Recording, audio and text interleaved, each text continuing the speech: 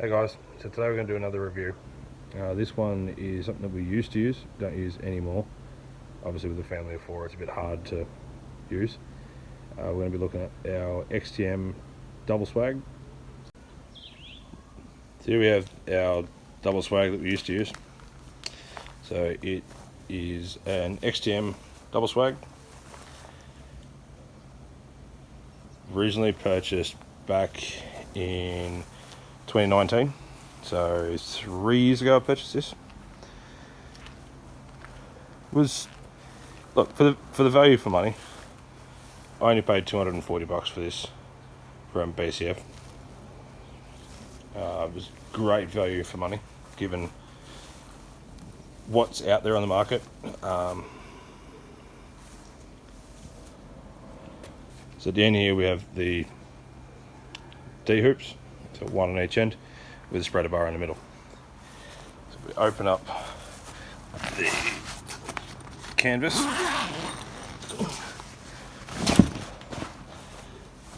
So with the canvas open, get a midgie-proof fly mesh on the outside. I'll open this up even more.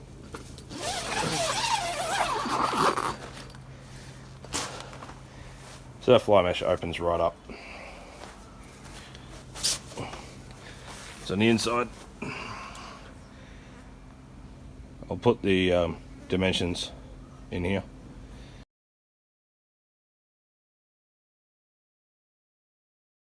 So at the moment we don't have a mattress in here because we've stopped using this swag now. So at each end you get a canvas cover with, again, midgie-proof meshing.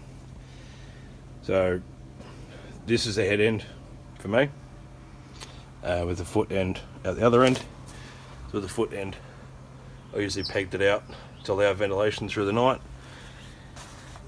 We've got this all the way down at the moment just so we can see how far it actually does go down. So for night time I usually have it sitting about halfway up, just enough to cover to the point there so you still get a little bit of privacy at night. Does allow still ventilation coming through. Now inside the swag on either side we have a couple of pockets. Again, made of canvas, so the top side, same mesh that you'll find on the outside of the swag. Canvas all the way through. A PVC floor is, look, for the value of what you pay for the swag, it is pretty good. Like, it's seamed on the outside of the stitching, so it comes up a fair way on up the edges. It did come with a 50mm foam mattress, which for myself that was fine at the beginning, and then as my back started getting progressively worse it was not so much.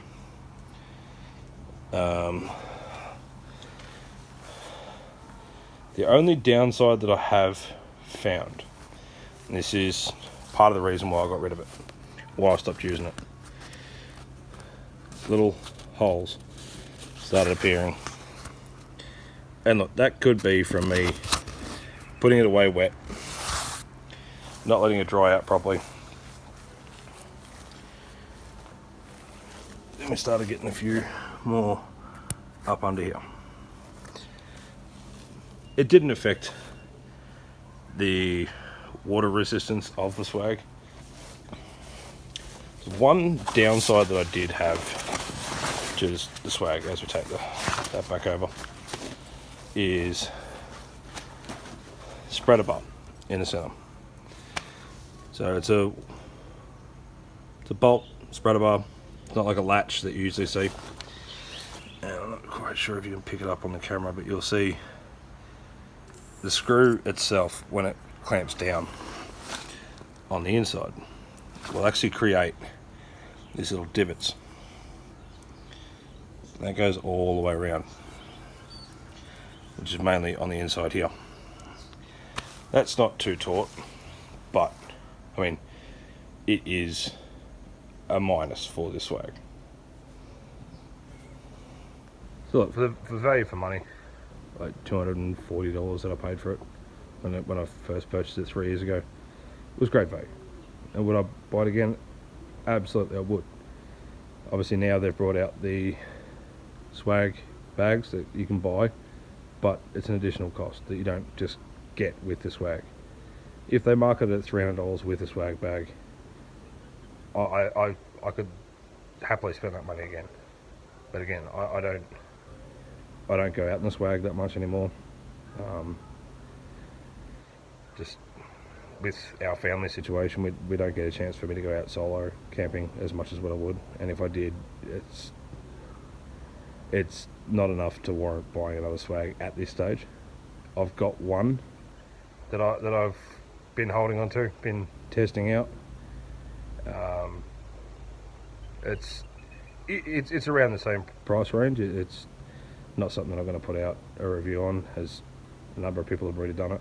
I'm just getting beaten to death with that one. Thanks guys for watching. We'll bring out some more reviews coming up in the near future. Just keep an eye out. I'm going to try and do weekly videos from here on in, even if it is just reviews and stuff like that. Little camping trips that we've done, that we are going to be doing in the future, maybe plans that we do have. Obviously with COVID, things happen, so we just play it by ear and hit that like button, subscribe. Thanks for watching.